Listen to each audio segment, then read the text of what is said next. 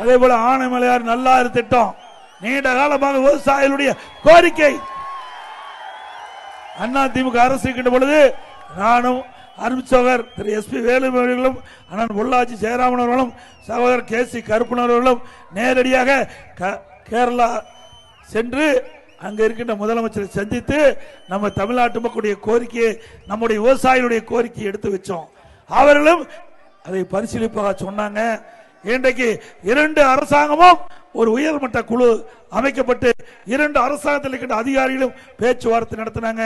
முதற்கட்ட பேச்சுவார்த்தை, 2ஆம் கட்ட பேச்சுவார்த்தை. அதன் மூலமாக அவர்கள் கொடுக்கின்ற அறிக்கையின் அடிப்படையில் நாம் இதை செயல்படுத்தலாம் என்று தெரிவித்தார்கள். ஆட்சி மாற்றம் ஏற்பட்டது. திமுக ஆட்சிக்கு வந்தவர்கள் கைவிட்டு விட்டார்கள்.